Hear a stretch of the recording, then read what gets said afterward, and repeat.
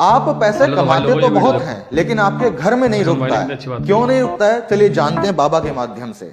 जैसे किसी को धन की व्यवस्था नहीं मिल रही है, धन नहीं रुक रहा है, तो क्या करना चाहिए?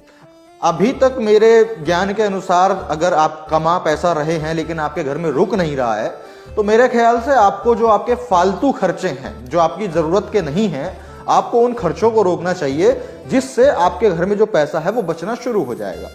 मुझे तो इतना ही पता है, बाकी आगे और भी कुछ अगर हो सकता है तो वो हम बाबा जी से सीखेंगे। पैसा नहीं रुक रहा है तो काली मिर्च के 5 दाने ले, सिर के ऊपर से 7 बार घुमाए, फिर किसी भी चौराहे पे सुनसान जगह पर चारों दिशाओं में 4-4 दाने फेंक दे, आपके घर में लक्ष्मी रुक जाएगी, बरकत होने लगेगी। अरे भाई, सबसे पहले बाबा जी जरा अपनी बात को खुद के कानों से सुन तो लो कि क्या बोल रहे हो। मतलब 7 काली मिर्च के दाने लें और 4 अलग अलग दिशाओं में 4-4 दाने रख करके आ जाएं, ये कैसे संभव है बाबा जी? चलो आगे सुनते हैं।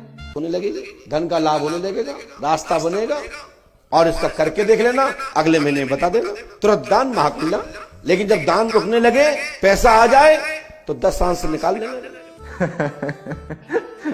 सुना आपने बाबा जी को? यानी कि आप ये समझिए कि इन लोगों ने, इनको पता है कि इस देश के जो भक्त और धर्म में लगे हुए जो लोग हैं वो बिल्कुल लठ गंवार हैं, लठ गंवार, कि उनको कुछ भी बोल दो वो मान लेंगे।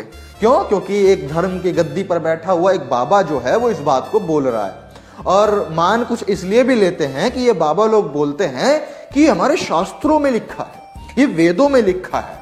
अब भला एक आम आदमी धार्मिक आदमी भला शास्त्र की और वेदों की बात कैसे ना माने? अब आप समझिए, एक वास्तविक दुनिया की एक जरूरत है कि पैसा कमाना, और उससे भी ज्यादा जरूरत है कि भाई पैसा बचाना।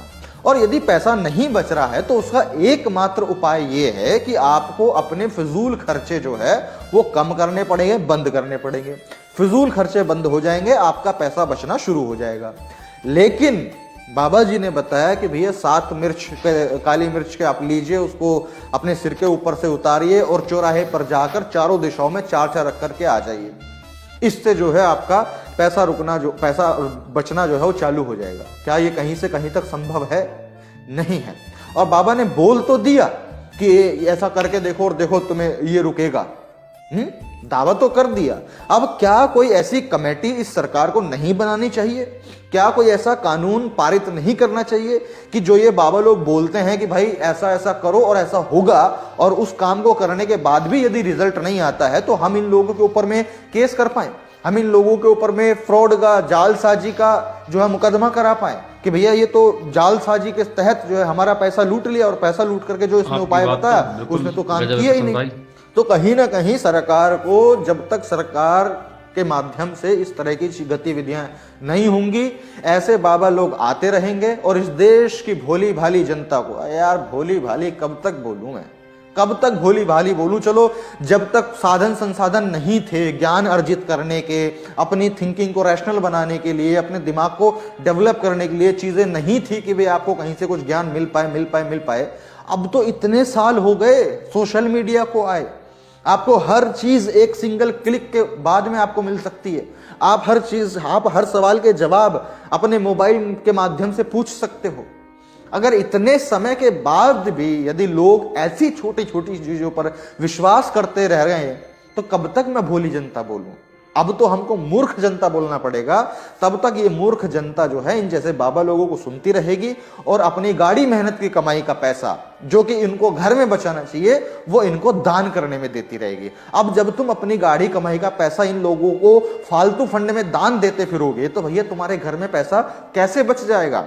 तो यदि पैसा बचाना है तो अपने फालतू खर्चे बंद करो, और सबसे बड़ा फालतू खर्चा इन जैसे बाबा लोगों को दान करना, उसको बंद करो। आपके घर में पैसा बचना शुरू हो जाएगा। आप कमेंट सेक्शन में बताइए कि ऐसे बाबा लोगों के लिए क्या कार्रवाई जो है वो होनी चाहिए। मैं मिलता हूं आपसे अगली वीडियो में, तब तक के लिए बहुत बहुत शुक्रिया, धन्यवाद।